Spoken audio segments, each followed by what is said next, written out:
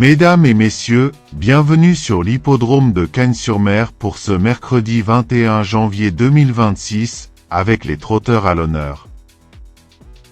C'est le prix 1 de mai, 4e course de la réunion principale, qui servira de support au tiercé quarté quinté plus, avec un départ prévu aux alentours de 13h55.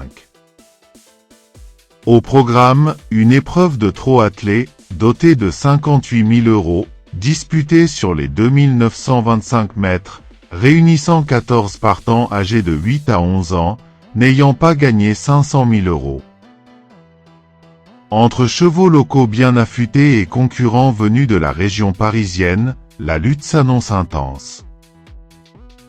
Un quintet plus de qualité, avec une belle bagarre en perspective.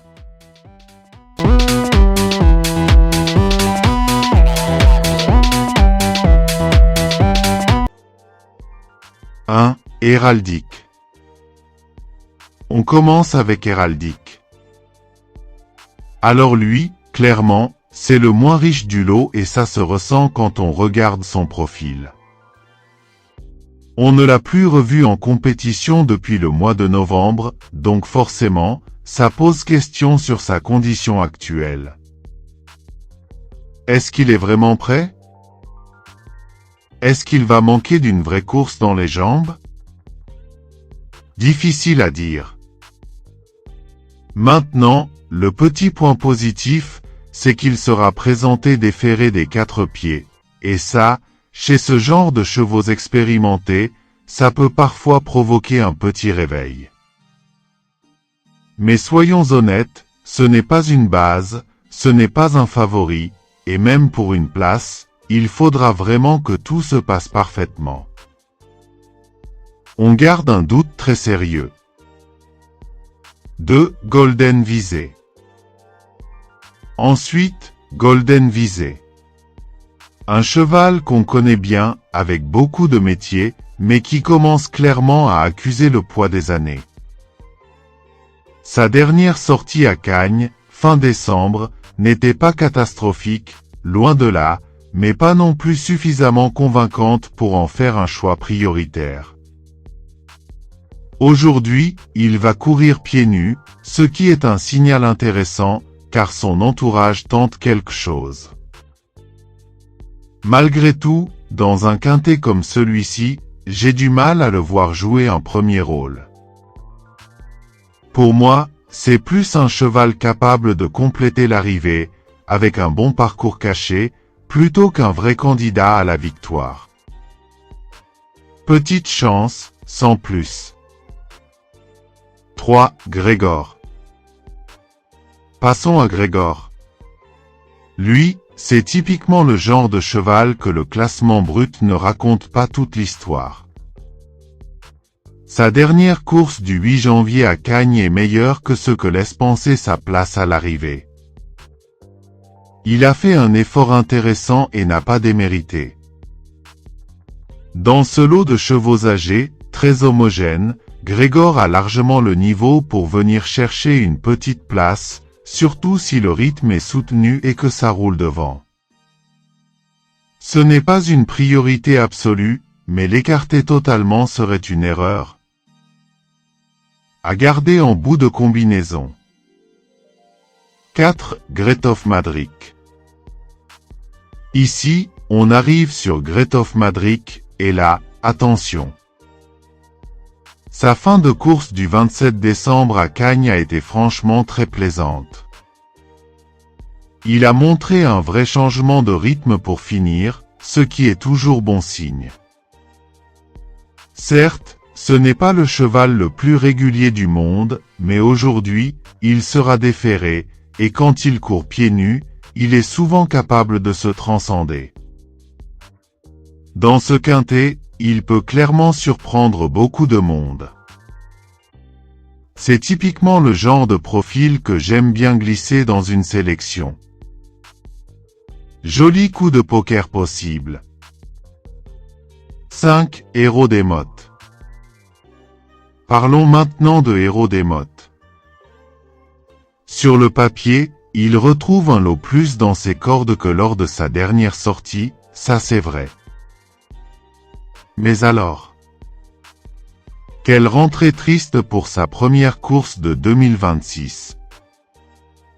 Il n'a absolument rien montré et ça soulève de grosses interrogations sur sa forme actuelle. Est-ce qu'il est revenu à 100%? Est-ce qu'il a encore l'envie? Pour moi, c'est vraiment une question de feeling. Personnellement, j'ai beaucoup de mal à lui faire confiance aujourd'hui. Gros point de doute. 6. Futur du chêne. Voici Futur du chêne, le doyen du quintet avec ses 11 ans. Mais attention, l'âge n'a pas l'air de trop peser sur lui. Il a terminé son année 2025 par une superbe victoire à Cagnes, sur exactement le même parcours qu'il retrouve aujourd'hui. Il sera encore déféré des 4 pieds, et clairement, son entourage vise ce genre d'engagement. Le seul petit regret, c'est peut-être son âge face à des chevaux un peu plus jeunes, mais sur sa forme actuelle, il a tout à fait le droit de jouer un rôle actif à l'arrivée. Très respectable candidature. 7. Jimmy du Pomereux. Ensuite, Jimmy du Pomereux. C'est un brave cheval, ça, on ne peut pas lui enlever. Il donne toujours le maximum et se bat jusqu'au bout. Maintenant, soyons réalistes, pour la victoire, ça semble très compliqué. En revanche, avec un parcours propre, sans encombre, il peut parfaitement venir accrocher une petite place, surtout si certains favoris déçoivent. Ce n'est pas un choix prioritaire, mais pour élargir une combinaison, pourquoi pas. 8. Gala de Crène. Avec Gala de Crène, on a un cheval capable de très bonnes choses. Mais aussi de grosses déceptions. Sur ce qu'il a fait de mieux, il a clairement la pointure d'un quintet comme celui-ci. Sa première sortie de 2026, en revanche, a été franchement décevante. Malgré tout, on ne peut pas faire abstraction de sa qualité intrinsèque. Pour les places, avec un bon déroulement de course, il peut refaire surface. Un outsider valable, mais pas sans risque. 9. Easterman. Là, on arrive à Easterman, et franchement, c'est mon coup de cœur. Il reste sur une très belle victoire à Vivo le 11 décembre, montrant une excellente condition physique. Dans ce lot que je trouve plutôt faible dans l'ensemble, il a largement les moyens de jouer les premiers rôles. S'il répète sa dernière valeur, il peut même carrément viser la victoire. Pour moi, c'est une priorité absolue dans ce quintet. 10. Gibus.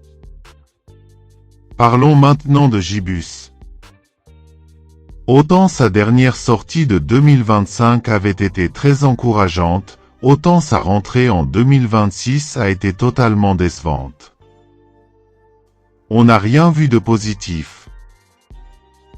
Du coup, grosse interrogation, quel visage va-t-il montrer aujourd'hui? Le bon ou le mauvais? Difficile d'avoir une réponse claire. Personnellement, j'ai du mal à lui accorder une vraie confiance. Gros point d'interrogation. 11. Hibiscusman. Ensuite, Hibiscusman. Après plusieurs échecs consécutifs, sa course du 4 janvier à Vincennes a montré un net regain de forme. Et ça, c'est très intéressant. Il semble revenir progressivement à un bon niveau, et dans ce quintet, il peut clairement en profiter pour se mettre en évidence. Présenté pieds nus, il mérite une attention toute particulière. À ne surtout pas négliger. 12. Udo Duruel. Voici Udo Duruel, et franchement, sa dernière sortie du 20 décembre à Cagnes m'a beaucoup plu. Il a montré de la tenue, de la régularité et une vraie envie. Aujourd'hui, il trouve un excellent engagement, il sera déféré, et tout semble réuni pour le voir lutter activement à l'arrivée. Pour moi, c'est un cheval très fiable pour les places, voire mieux si tout se passe bien. 13. Happy Danica. On termine avec Happy Danica, la gagnante de cette même course l'année dernière. Depuis, les choses ont changé, c'est vrai, et ses dernières performances sont en dents de scie. Mais attention, les chevaux ont de la mémoire, et dans ce genre de rendez-vous, elle peut parfaitement se rappeler à notre bon souvenir. Ce n'est pas une base solide, mais c'est une jument capable de surprendre à belle cote. 14. Hymne du Gers. Enfin, Hymne du Gers, le plus riche du lot est entraîné par Nicolas Bazire. Rien que ça. On peut clairement penser que ce quintet est un objectif. Il sera présenté pieds nus, et même si ses dernières sorties ne font pas rêver, son entourage sait viser juste. C'est un cheval à suivre de très près aujourd'hui. Attention, danger réel.